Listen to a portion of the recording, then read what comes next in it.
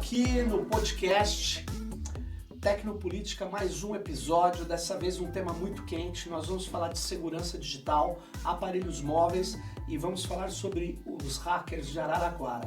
Na verdade, nós estamos aqui com dois pesquisadores, Hernani Dimantas. Aqui, Hernani, obrigado por ter comparecido aqui nesse episódio do podcast nosso, Tecnopolítica. Silvio Rato, pesquisador de segurança também, de redes digitais. O Hernani Dimantas foi do Meta Reciclagem há muito tempo atrás, né? Entregou a idade, mas não tem problema. Eu também sou dessa época. Eu sou Sérgio Amadeu, estou aqui com vocês de novo nesse episódio. Vamos começar aqui sem muitas delongas, porque a gente tem muito assunto nessa nossa conversa. E eu queria começar perguntando para vocês um tema que a gente já tratou nesse podcast. Vocês acham que o celular, o aparelho móvel, é algo para fazer qualquer coisa segura? O que você acha, Silvio? Olha, o telefone celular, ele é um aparelho inerentemente inseguro por diversos motivos. Um telefone celular, primeiramente, ele é um computador. Como Perfeito. Qualquer computador, ele está sujeito a várias vulnerabilidades de segurança, né?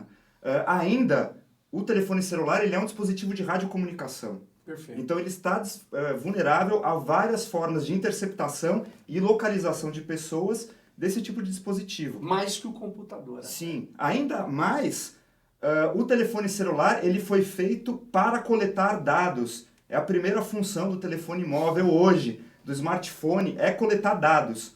Então é muito difícil você conseguir ter segurança com um tipo de dispositivo que ele não foi feito tendo a segurança como um pressuposto. É possível se proteger com o celular? Um pouco, mas você não vai ter muita proteção. A gente pode dar algumas dicas para as pessoas seguirem, mas não confie no telefone celular, confie um pouco mais no seu computador, se você tem um computador razoavelmente seguro, que ele também pode ser mais inseguro, né? Um computador mal configurado pode ser até mais inseguro do que um telefone celular. Então, Silvio, o que nós estamos vendo aí é o que já foi falado isso aqui no episódio. O aparelho celular, ele é para fazer uma comunicação que você faça sem que essa comunicação, ao ser escutada, intermediada, ela gere algum prejuízo. Porque se você for fazer alguma coisa muito importante via celular, eu sugiro que você não faça. Então, aquilo que ninguém pode ouvir, ninguém pode interceptar. Claro que nós estamos falando do mundo hoje que tem vários tipos de intrusores, como o Pegasus do NSO e outros, né? Agora, Hernani, eu vou torcer um pouco o assunto e perguntar para você o seguinte. Todo hacker é um criminoso? Olha, todo o nosso estudo, todo o nosso trabalho e tal, foi pensar o contrário disso. Quer dizer, criminoso é criminoso e hacker é o cara que constrói a rede, né? Perfeito. Então o hacker, mundialmente falando, né? Ele não é o cara que invade sistemas, tal. Ele é o cara que constrói sistema operacional, constrói programas que nos ajudam no acesso. Então, quase toda a internet de hoje ela foi construída por esse mundo hacker, né?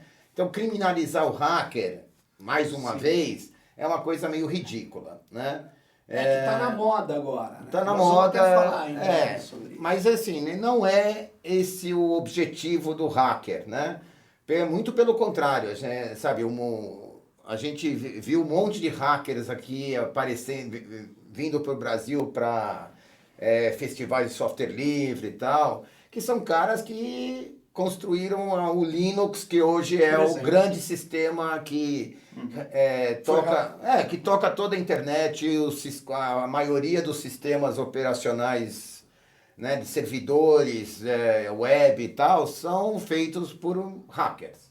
Perfeito. Então, eu acho que criminalizar a priori, falar, nossa, os hackers e tal, É um desconhecimento absurdo de qualquer entendimento do que é internet, do que é esse mundo.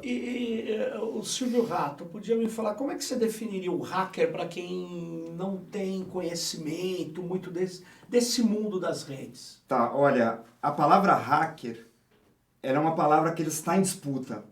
E ela é uma palavra cujo significado ele variou muito ao longo do tempo.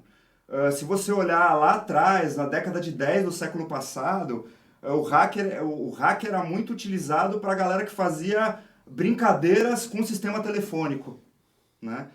Então era um jargão da telefonia na época, né? Se você vai já para os anos 60, quando começa a computação nos grandes institutos de pesquisa, o hacker ele virou justamente um sujeito que ele está interessado em conhecimento, interessado em aprender e interessado em mexer nos sistemas, mexer nos computadores. Então o hacker, ele simbolicamente é aquela pessoa que compartilha o conhecimento e que troca informação numa velocidade mais rápida do que a academia, né? Isso vai mudar nos anos 80 e principalmente nos anos 90, quando a computação pessoal começa a ganhar muito peso,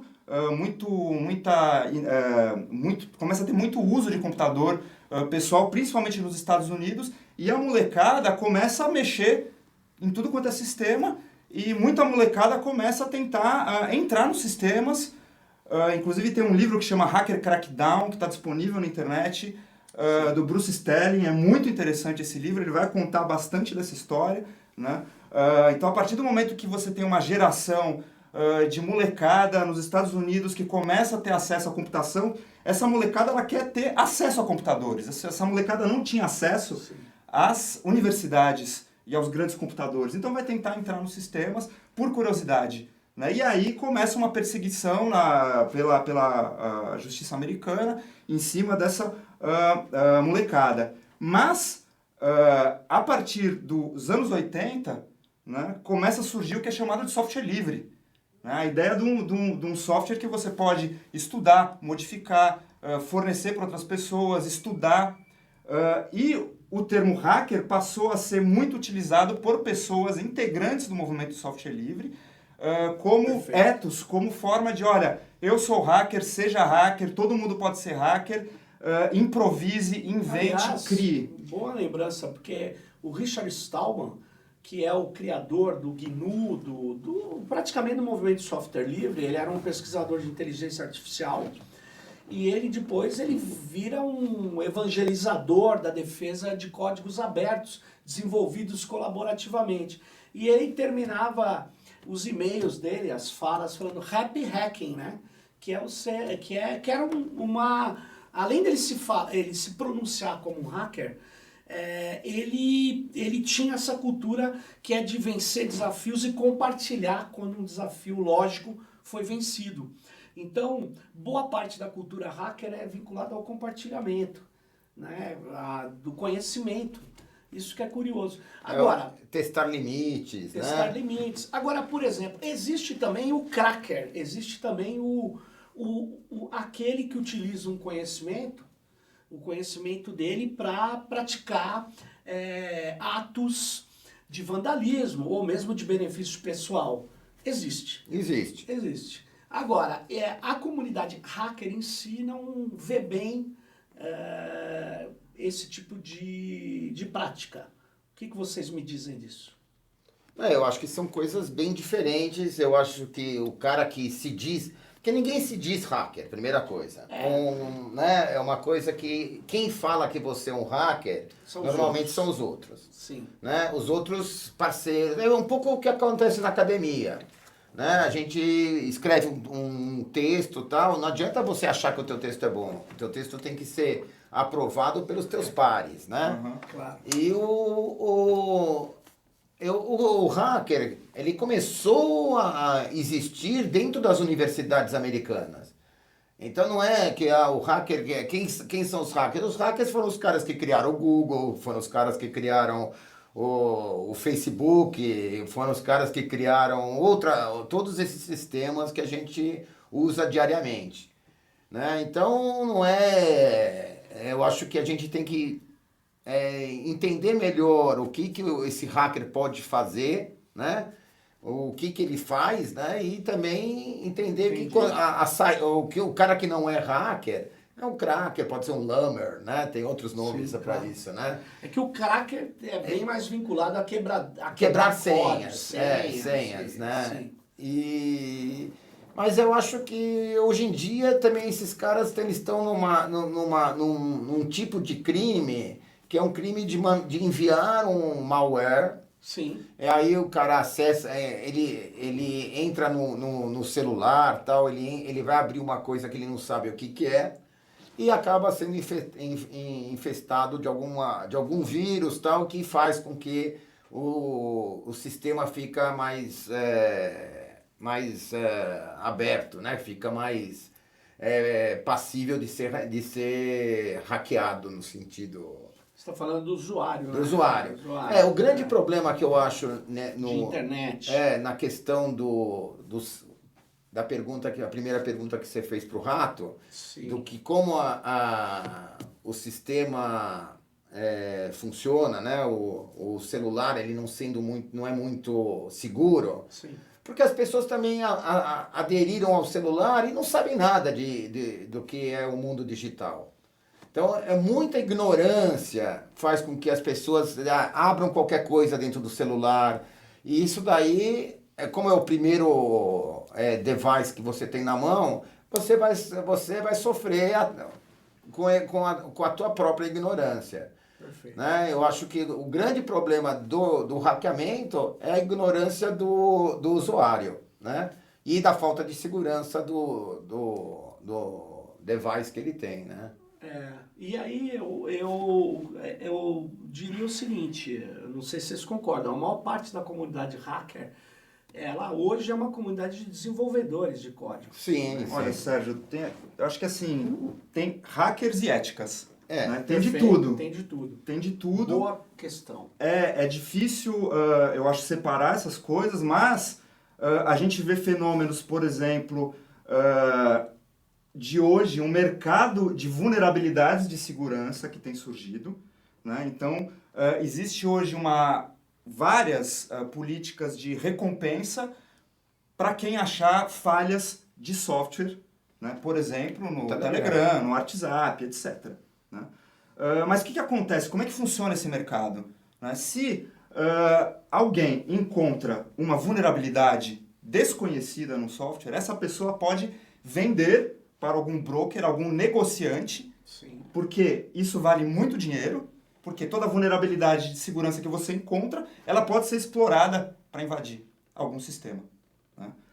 E esses negociantes, eles vendem para empresas de segurança que fazem softwares invasores, como, por exemplo, o Pegasus, que você mencionou, que é feito por um fabricante israelense, o grupo NSO, né? E que no Brasil hoje começa a se falar muito sobre o possível uso dessa ferramenta que invadiria o WhatsApp, Telegram e basicamente o celular da pessoa sem que a pessoa precisasse fazer qualquer tipo de interação para ativar esse software. Enviar. Exato. Às vezes nem precisa atender uma chamada ou clicar num link. Né? Acontece que essa descoberta de vulnerabilidades é feita pelos chamados hackers também. Se a gente for falar quem é hacker, quem não é hacker, então existem hackers que fazem parte de um mercado super lucrativo de procura de vulnerabilidades para vender essas vulnerabilidades para fabricantes de softwares de espionagem que depois vão vender para governos que vão usar contra seus cidadãos. Perfeito. Então, hacker é uma palavra em disputa. É uma palavra em disputa. Concordo. E aí eu pergunto uma coisa, vamos entrar no tema, muita gente está nos vendo até agora, ouvindo, mas na verdade ele quer saber o seguinte, a Polícia Federal, ela diz ter desbaratado uma operação que teria relação com a Vaza Jato, que foi basicamente informações que mostram um grande esquema de corrupção das funções essenciais da justiça que era praticado no interior da Lava Jato e que tinha como um dos principais articuladores o então juiz Sérgio Moro. Bom, o Moro não é mais juiz, na figura de ministro, ele já promete chamar a Polícia Federal para investigar esses vazamentos que ele já nomeia como uma operação de hackers. Então ele descarta imediatamente o trabalho de vazamento da própria Lava Jato, ele descarta imediatamente o trabalho de agências de vigilância permanente, porque essas agências espionam todo mundo, inclusive os seus adeptos principalmente, ou aqueles que são serviçais. Então ele descarta tudo isso e muito assertivamente diz: foi um hacker. O hacker invadiu meu telefone. E aí vários ministros, deputados começam a falar: um hacker invadiu seus aparelhos. Isso foi uma narrativa. Pois bem, depois de voltar dos Estados Unidos, de férias, o ministro volta e imediatamente a Polícia Federal encontra hackers em Araraquara. Praticamente eu só tenho informações de jornal. Esse hacker, só para você ter uma ideia, ele tinha, um deles, o principal, Walter Delgatti Neto, vermelho, ele tinha um perfil no Twitter, e esse perfil no Twitter era de esquerda, mas aí as pessoas vão atrás e descobrem que ele tinha uma conta inativa durante muito tempo e que ele era um filiado do DEM. O DEM logo se atrapalhou e expulsou. O ACM Neto já declarou ontem ou hoje que ele está expulso do DEM e que esse tal hacker, junto com o DJ, eles não usavam nenhum dos instrumentos vamos falar assim, que em geral hackers que fazem, hackers de segurança ou hackers que querem penetrar em sistemas complexos, eles utilizam uma série de... Não se encontrou nada, inclusive são usuários de Windows, pelo que me parece. E eles são... em uma hora o advogado diz que tem a ver com as denúncias do Intercept, outra hora um advogado já disse que não tem a ver, ou seja, é tudo um obscuro.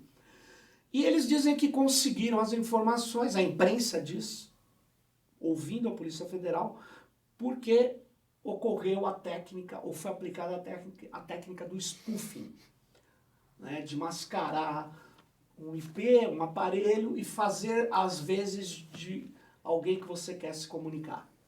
O que você, Rato, acha disso? Você acha possível que essas pessoas sejam efetivamente hackers? Eu acho que com o que a gente tem de informação, a gente consegue só trabalhar com análise de narrativas, como você colocou, né? Então, assumir as narrativas como fatos é muito complicado. Até porque a gente está falando, como você disse, de um ministro que controla a Polícia Federal e de uma narrativa que ela só é conhecida e ela só é divulgada pela Polícia Federal. Então, a gente tem acesso à decisão do juiz, né, mandando busca e apreensão, mas a gente não tem acesso aos inquéritos, então não dá para saber muita coisa. Então, existe uma construção de narrativa que a gente sempre tem que pensar a quem serve, para que serve, né? Evidentemente que existe... parte dessa narrativa ela tem construções que poderiam ser plausíveis. Perfeito. E parte delas eu acho que são bem complicadas se a gente começa a montar... Qual parte seria plausível, por exemplo? A parte plausível seria o suposto vetor de ataque que foi usado para invadir os telefones, que é baseado num funcionamento das operadoras de telefonia no Brasil. Se você tem caixa postal habilitada no seu telefone, se você discar o número do seu próprio telefone, você acessa Perfeito. a sua caixa postal sem colocar nenhum tipo de credencial, né? Com base nisso, a narrativa de que esses supostos hackers teriam acessado um sistema de voz sobre IP, comprado umas linhas virtuais de telefone, onde você pode fazer o famoso spoof, que é ou seja, a falsificação, a clonagem do número de origem, e com isso telefonariam para o próprio número da vítima, e com isso acessariam a caixa postal da vítima. Esse é um pedaço do vetor de ataque. O outro seria acionar o sistema do Telegram de autenticação do Telegram Web. Abrir o computador. Ao mesmo tempo que você faz um monte de ligações para o telefone da vítima, para que o telefone da vítima fique ocupado e com isso você consiga solicitar o código de segurança, ligar para o seu próprio número, acessar a caixa postal e pegar o código de segurança. Então, esse tipo de ataque, ele seria não só plausível, como passível de automatização, né? Porém, a gente não tem nenhuma base para acreditar que esse ataque tenha de fato ocorrido, né? Então, como que você consegue provar esse tipo de coisa? A Polícia Federal ela precisa abrir um inquérito para isso acontecer. E ele teria que, bom, se ele estava com essa intenção, ele já pediu para o Telegram a mensagem de voz, porque em geral o Telegram usa SMS, o que não importa é que o celular esteja ocupado. Sim. Mas vamos supor que ele fez isso, ele cuidou para ter uma mensagem VoIP na caixa postal. Mas o que... Aí, qual que seria a inconsistência? Antes, eu tenho uma pergunta, porque eu vejo uma inconsistência quando o Moro foi na Câmara e andou dando declarações. Ele diz, olha, eu não tenho mais as mensagens, porque eu as deletei e não uso mais o celular. Então a pergunta são coisas que a imprensa podia perguntar para o delegado que comanda. Mas vem cá, esses hackers, eles agiram esse ano ou em 2016 e 2017? Ou esse ano eles recuperaram a mensagem de 2016 e 2017? Então o Moro não tinha apagado, era mentira? O Moro continuava com o celular ativo no Telegram? De Então, fato, isso é uma inconsistência. existe uma sinuca de bico aí, né? Qual seria? Ou as mensagens foram adulteradas, né? Mas vem cá, por que eu hackeio alguém e adultero mensagens? As duas coisas não fazem sentido. Não faz nenhum sentido. Entendeu? É muito Ou mais fácil aí, você se criar eu- uma ficção. Ou se ele foi hackeado, as Isso. mensagens... São consistentes. Né? E, portanto, ele cometeu aquilo que eu chamei de corrupção das funções essenciais da justiça. Porque se o Brasil concordar que um julgamento, o juiz não é juiz, ele é parte, então ficou meio complicado a nossa vida no Estado de Direito. Já não Juiz temos é juiz. mais, Já né? não temos. Mas então, isso nós podemos afirmar no plano do discurso. A inconsistência total. Existe uma inconsistência na narrativa. Na narrativa, em vários pontos. Sim, sim. Porque ele, ao afirmar que ele fazia isso na Câmara, você lembra? Ele falava, o senhor escreveu isso talvez. Eu não me lembro, talvez. Isso é uma técnica para não mentir ali, porque isso pode criar um problema grave para ele. Então ele não sabe, não lembra e talvez. Perfeito, é uma técnica de autodefesa. Mas ele, em nenhum momento, ele afirmou, a não ser na imprensa, isso foi falseado. Se foi falseado, para que alguém vai hackear ou vai obter informações falseadas? Não precisava nem de hacker, basta inventar. Então, E tem uma questão de tempo também, né? Porque assim, se eles foram hackeados no começo em 4 dias, não é impossível analisar todo o material que o Intercept pegou e conseguir fazer com que montar uma matéria e tal. Isso daí demora, é uma pesquisa. Essa pesquisa demora, né? Dá para entender que a Intercept não está divulgando todos os dados. não. Ela está divulgando só os dados que são pertinentes ao público, né? E uma coisa interessante que está saindo em vários órgãos, blogs, e a própria Globo acho que deu, ou um colunista dela, esse Delgatti, ele voltou em maio para o Twitter, logo 2 dias antes do Moro afirmar que foi hackeado. E ele já volta, não mais como DEM, ele já volta como um cara altamente de esquerda. Lula livre e tudo mais. Então, é uma coisa que parece muito esquisita. E essa narrativa ela tem uma coisa interessante porque na perícia forense da Polícia Federal, conforme é dito, não seria necessário de modo algum fazer uma auditoria do aparelho de celular do ministro. Porque ela é somente baseada em informações de provedor de voz sobre IP, informações de ligação telefônica, então não existiria a necessidade Da perícia no aparelho. Aí ficou difícil. Entendeu? Porque ele entregaria o aparelho dele? Ele entregou. É uma boa pergunta. Entendeu? Ele não entregou, nem o Dallagnol entregou. Não, nem ninguém os entregou. procuradores. Ninguém entregou. Então a Polícia Federal, sem ter os celulares, como é que ela está fazendo todas essas afirmações? Não, ela vai no provedor. Primeiro ela vai na companhia telefônica, pega o histórico de ligações, supostamente, então isso seria uma narrativa. Como fazer? Sim. Vai até a operadora, pega a lista de chamadas, né? E aí consulta quem controla esses números. Provedor tal de VoIP, vai lá. Sim. Quem é o dono dessa conta? Qual que é o IP? Então essa é uma narrativa que não necessita da auditoria do aparelho. E ela então, é conveniente com o spoofing. Nesse sentido, ela é conveniente. Agora, é muito complicado sair dessa narrativa e já criar a ponte de que já foi tudo. É o mesmo vazamento. Esse hack representa o vazamento do Intercept. Aliás, eu vou te falar, um advogado já afirmou que não tem nada a ver com The Intercept. Só que o outro disse que porque as coisas são complexas. Eu já vi que eles são meio atrapalhados. Um disse que tinha vendido para o PT, a pedido do PT, e aí teria que falar quem que comprou, onde está o dinheiro. Aí ele já disse que não. Ele queria vender para o PT. E agora ele já disse que não. Que ele era amigo do Glyn e entregou para o Glyn. Então, são coisas que não dá para saber, porque são basicamente análise forense com base em depoimentos, né? Vamos combinar que não é sério. Né? E eu posso voltar um pouquinho atrás no tempo, lembrar de duas operações um pouco mais antigas. Primeira delas, Operação Hashtag, 2016, Nossa, contexto das Olimpíadas. Me lembro. O que aconteceu na época? De repente, estoura uma operação, um monte de jovens, um deles menor de idade, são presos por acusação de integrar o Estado Islâmico. E foi a primeira acusação de terrorismo no Brasil desde a redemocratização, na Nova República. Foi a primeira acusação.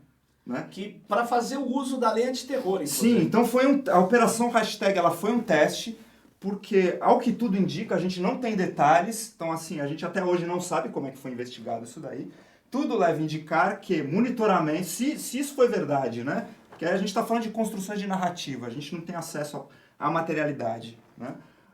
Segundo tal narrativa, leva a gente a crer que uma possibilidade seria a infiltração em grupos de WhatsApp, grupos de mensageria instantânea, de pessoas simpatizantes, por exemplo, do Estado Islâmico. E a partir disso, rastrear os números. Se você está dentro de um grupo de Telegram, WhatsApp, você sabe o número das pessoas, Sim. Você sabe o número das pessoas, você sabe o CPF das pessoas, porque existe aí uma portaria que obriga você ao ativar o seu chip, colocar o seu CPF. Então, número de telefone, Fácil. CPF.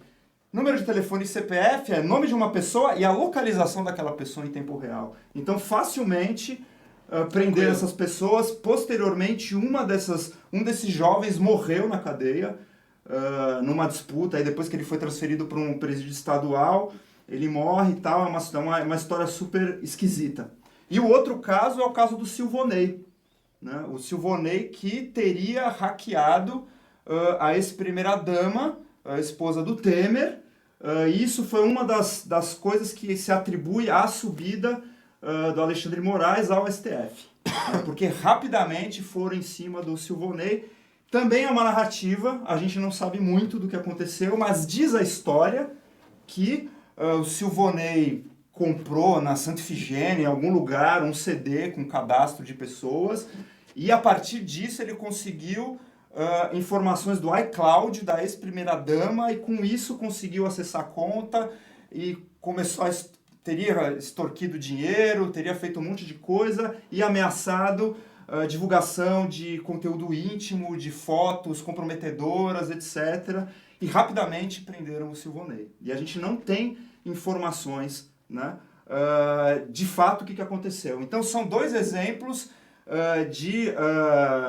no primeiro exemplo não tem muito essa figura de hacker, mas no segundo a gente tem de como o aparato de investigação está sendo tocado no Brasil e como a gente só fica sabendo Interessante. da narrativa e de uma narrativa que ela tem várias incongruências, então a gente não tem uma forma de fiscalização da investigação. Então uma coisa é investigação sob sigilo de justiça, porque os investigados podem adulterar provas. Outra coisa é, Pois é, depois disso, abrir essas investigações. Rato, é o seguinte, os investigados podem adulterar a prova. Imagine o ministro. O ministro, isso que você falou é básico. Sim. O ministro, tudo que o ministro da Justiça, Sérgio Moro, fizer, está sob suspeição. No que diz respeito ao caso Lava Jato. Sabe por quê? Ele é um dos principais suspeitos, insisto, do desvirtuamento da operação. Então ele ele não poderia ser o chefe de uma operação qualquer, que aliás a Polícia Federal está fazendo com grande empenho. Ela não consegue encontrar coisas básicas, não consegue abrir o computador do Odebrecht, não consegue achar o Queiroz, mas consegue imediatamente localizar hackers que eram, eu queria lembrar a matéria da Isto É, há um tempo atrás, eram russos. Mas já que ficou difícil, eles apareceram em Araraquara. Mas fala, Dimantas. Não, é tudo muito... Essa narrativa é muito conveniente, né? Então é isso que a gente tem que... Quer dizer, não dá para ser em tão pouco tempo você ter tanta certeza das coisas, né? Eu acho, não, é impossível. A gente, você até pode ter tido uma tentativa de invasão, até uma invasão para outras coisas, mas esses meninos que foram presos aí, eles estão mais para para uns caras que estão, ligando para as pessoas para falar que tem um sequestro relâmpago, é uma coisa muito mais básica, muito mais, porta de cadeia. É meio estelionato, sem sofisticação tecnológica. Porque esses caras nem, quer dizer, não dá para ser um hacker, falar que é um cara que, né, o hacker até não, pejorativamente falando, né, usando o Windows 10, né? Ninguém, nem um cara que entende de sistema usa o Windows 10. E agora tem um problema, né? Porque um dos advogados já alegou que o tal do ex-DEM e ultimamente ultra-esquerda, sem partido atualmente, esse Delgatti, ele já disse que tem problemas psiquiátricos e tal. Gozado, né? Os esquemas do Bolsonaro sempre envolvem pessoas com problemas psiquiátricos, né? Aliás, o que nós temos o que nós mais temos por aí, né? Mas eu queria só recuperar uma questão. A inconsistência, ela é muito forte, mesmo nas narrativas, porque as narrativas são trocadas. Isso é preciso deixar bem claro. E tem um problema, mesmo que os hackers de Araraquara tenham entregado para um jornalista informações que ele checou, porque aí o jornalista tem a obrigação de checar informações que têm relevância pública, ele checou, isso não tem nada a ver com o The Intercept, porque se o The Intercept checou as informações, são informações altamente relevantes para o Estado de Direito, para a democracia no Brasil. Um juiz que tem uma relação, um conúbio com uma acusação que arma provas, que desvirtua o devido processo legal. Então, o The Intercept checou. Veio de hacker, veio de uma agência de inteligência, veio de um vazamento de dentro da própria Lava Jato, veio... Para mim, é irrelevante. O fato é, aquelas informações são verdadeiras? Me parece que são, porque várias pessoas procuradas por jornalistas confirmaram a informação. Então, eu gostaria de dizer o seguinte, me parece isso uma cortina de fumaça. Hackers, para dizer que tudo que foi divulgado não teria validade jornalística. E aí eu quero dizer que teria. Não, de qualquer forma, sendo esses hackers realmente os que invadiram ou não, de qualquer forma o conteúdo, como disse o nosso juiz, então, né, o que vale é o conteúdo, né? O que vale é o conteúdo. Né? É o conteúdo que importa. O resto a invasão em si e tal. Isso são desdobramentos que podem ser ou podem não ser. A gente não tem essa... É que nós estamos vivendo uma situação delicada no Brasil de fragilidade institucional muito grande. E aí o que acontece? Um cara que era juiz, que prendeu um cara que era o cara que liderava as pesquisas, ele vira ministro do cara que ganhou a eleição. Isso mostra uma fragilidade institucional muito grande. Não é brincadeira. Eu acho que na Europa isso não ficaria de pé. Eu acho que nem nos Estados Unidos, para te falar a verdade. Então, na verdade, esse é o hack. E esses são os hackers. Então, se você tem um ministro acusado de crimes graves contra a nação e esse ministro controla a polícia que o investigaria, você tem aí um problema de circularidade lógica. Né? O que faria sentido. Isso é um problema, é uma vulnerabilidade básica do Estado como está constituído hoje. Né? Então, existiria uma polícia com poderes de investigar, polícia que investiga e o ministro da Justiça? Aí acabou. Né? Acabou. Mas essa polícia, ela também estaria sujeita à sua própria corrupção. Então, ela também precisaria ter uma polícia que investigue. Então, você... é sempre uma teia de conspiração e a gente não escapa disso. Então, o hacking, ele está presente hoje em todo lugar. E não é necessariamente uma molecada que é DJ, motorista de Uber. Não. Se você colocar isso, os hackers essas pessoas são precárias. Elas precisam fazer isso para existir. Perfeito. Né? Nós estamos... Na verdade, é um jargão, né? A democracia está sendo hackeada no sentido de desvirtuada. Porque quando uma Polícia Federal vai atrás não da investigação, não tem uma investigação contra o juiz Sérgio Moro. Não tem uma investigação. E para fazer uma investigação, teria que ter autorização do STF, porque ele é ministro.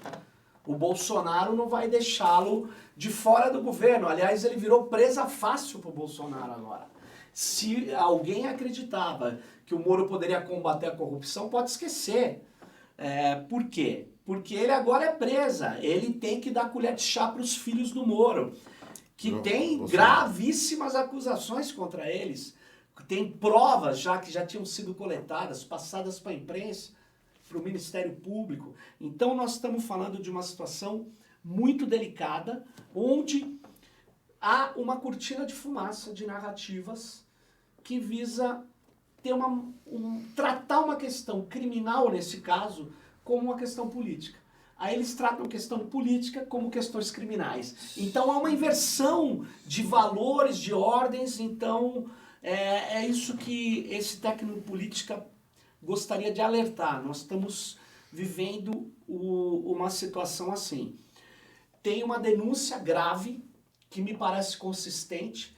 O Intercept, vamos dizer, distribui a apuração dessa denúncia com outros órgãos de imprensa que estavam, inclusive, comprometidos com uma determinada narrativa. Esses órgãos confirmam aquelas informações e nada acontece. Isso é a destruição do Estado de Direito. Nada acontece. Não tem inquérito. A DOD chama os meninos da Lava Jato, os procuradores, e apalpa e fala, tá tudo bem, não vai acontecer nada.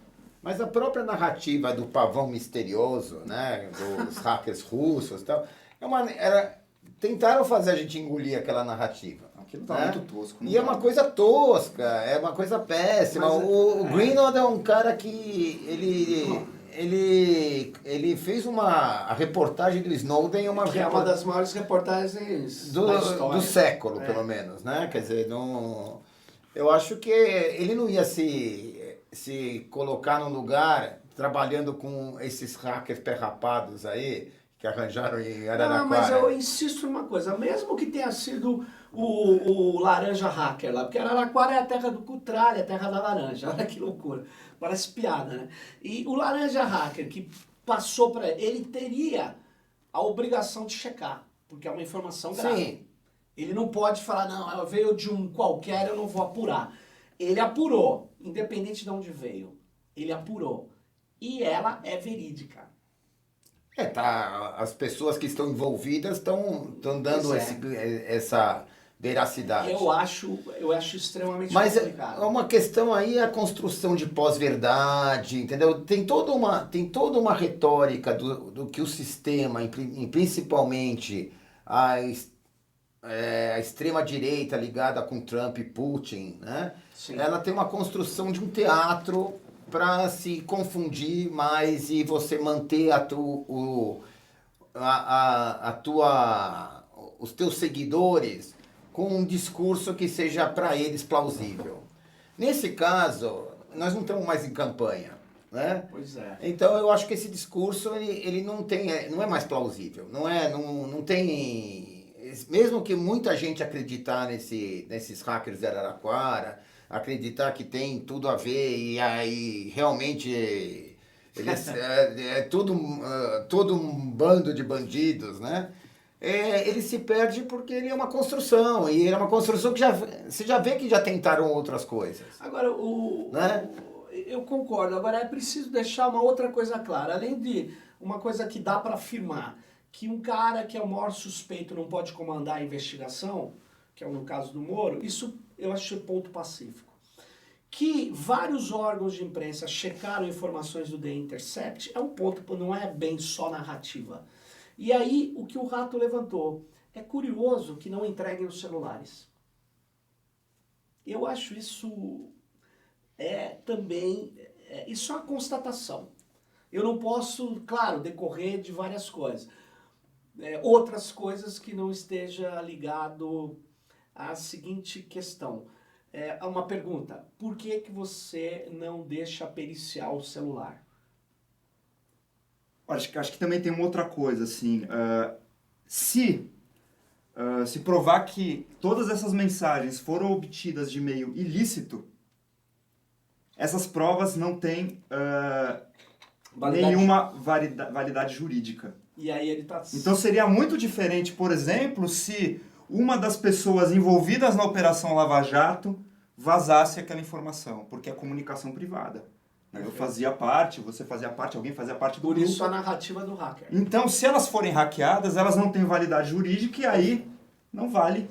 Não pode fazer nada. Isso foi usado, aí a gente precisa lembrar de um outro caso muito interessante do Daniel Dantas. Me lembro. Mais ou menos 2008.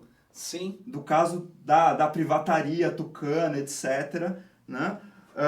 Que o ex-delegado da Polícia Federal, Protógenes Queiroz, ele se utilizou do SISBIN, do Sistema Integrado de Segurança brasileiro, para coordenar uma rede de investigações contra o banqueiro Daniel Dantas, né? E se usou muito de interceptação telefônica, interceptação telemática de e-mail, etc. Naquela época não tinha essa coisa de criptografia, de mensageria segura, de e-mail seguro. Pegaram toda a comunicação. Tinha criptografia na máquina. Tinha criptografia no HD, que dizem nunca terem quebrado essa criptografia. Né? É o que dizem. Né? Mas o que aconteceu? Invalidaram toda a investigação da Operação Satyagraha, alegando que o Protógenes não poderia se utilizar do SISBIN, do Sistema Integrado de Inteligência. E aí anula-se tudo, anula-se o grampo, anula-se a interceptação, que foi uma interceptação legal na época, até... Tinha juiz. Exatamente. O juiz deu a... Sim, e não só o Protógenes foi afastado, como o Lacerda, que era o diretor da Polícia Federal da época. E eles foram colocados na geladeira. Porque foi enfrentar quem tinha as graças do poder. Sim, então é interessante que isso seja... Resgatou uma questão crucial. Outro ponto interessante, assim, não sabemos quem vazou o conteúdo que o Intercept está divulgando com essa tag Vaza Jato, né? Por um lado não importa, por outro a gente pode sempre pensar, para quem serve? Para que serve? Evidente que se você colocar uma informação desse tipo para o Glenn, para o Intercept, eles vão publicar, né? Então, a gente pode, claro, criar um monte de análise de conjuntura e pensar, olha, foram os russos, foram os americanos, foi o próprio GSI, foi a Lava Jato. Um vazamento dentro da NSA? Por que não? Como saber? O Snowden era Mas NSA. tem uma coisa que a gente já pode ver, que isso começa desde a operação hashtag, que é uma criminalização de uma juventude precarizada sob a alcunha de hacker.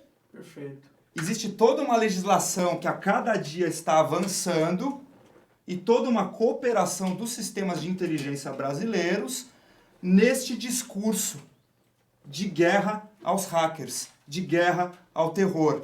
A gente está saindo do discurso de guerra às drogas, depois guerra à corrupção, para a guerra aos hackers e a guerra ao terror.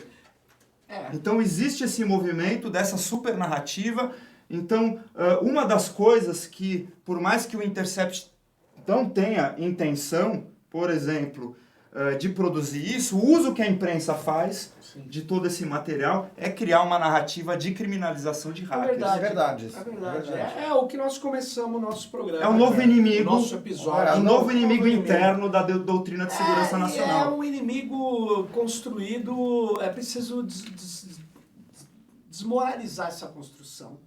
Porque não que não haja crimes digitais, óbvio que existem, mas é isso. Qualquer pessoa está sendo... Na verdade, a extrema-direita americana, queria chamar a atenção disso, e aí a gente vai para os finalmente. Ela criou uma nova fase do lawfare, que sempre foi usado. Essa fase de criminalização, usar a lei para perseguir inimigos políticos. Repare que chegou a um ponto tão grave que a vice-presidente da empresa chinesa Huawei está presa no Canadá. Por quê? Ela vinha da China, Hong Kong, abastecer no Canadá para ir para o México. Lá entraram no avião, a retiraram e apreenderam porque há um pedido de prisão dos Estados Unidos. Porque essa empresa chinesa teria vendido produtos para o Irã. Agora eu pergunto a você, o que isso tem a ver? A empresa é chinesa. Eles dizem, não, eles não poderiam ter vendido por causa de um acordo nos Estados Unidos. Olha o que nós estamos vivendo. Estamos vivendo uma guerra econômica por meio da criminalização. Eles não estão dizendo, eu não quero, eu preciso combater essa empresa chinesa. Eles estão indo contra alguns diretores, transformando o diretor num criminoso qualquer. Essa prática é o que está acontecendo no Brasil. E eles vão tentar ir para cima do Glenn, que não precisa entregar a fonte que ele tem. Não precisa. Porque isso é uma das bases da democracia moderna. É uma das bases da nossa Constituição. Ele não precisa e não deve. Mas eles querem fazer isso. E aí a narrativa do hacker, sem muitas provas, sem a sociedade observar, tem essa vertente que você falou, né? Se ele consegue bancar o hacker, anula a prova, e aí eles estão sossegados do ponto de vista legal. É isso aí. Mais alguma coisa que vocês querem falar para os nossos ouvintes aqui do podcast Tecnopolítica, onde a política se faz pela tecnologia e a tecnologia carrega decisões políticas? Primeiro eu gostaria de divulgar um site que chama autodefesa.org. Lá existem várias informações sobre como se proteger, tanto no celular quanto no seu computador pessoal. Existem várias referências ali. Lembrar um outro episódio, né, que foi a divulgação pelo atual ministro, né, que na época era um juiz, dos diálogos entre a ex-presidente Dilma Rousseff e o ex-presidente Lula, que ele divulgou de forma ilegal. Né? Mas ele disse que o conteúdo era fundamental. Sim, mas e aí? Quem decide Dois pesos, duas medidas. Qual conteúdo é fundamental? Né? Mas eu queria dizer que, pelo o que nós estamos percebendo, o juiz Sérgio Moro, tecnicamente, quando ele era juiz, ele era um péssimo juiz. Ele teve várias decisões anuladas. Só não teve a partir da Lava Jato. Aí ele tem absolvições aí absurdas. Ele é campeão aí de processos engavetados no Conselho Nacional de Justiça. É algo a se pensar, mas vamos nessa. Tecnopolítica encerra aqui o próximo episódio, sensacional. A gente tem vários já no gatilho. Vamos nessa. Silvio Rato, muito obrigado. Hernani de Mantas, valeu. Tecnopolítica, até a próxima. Vamos nessa.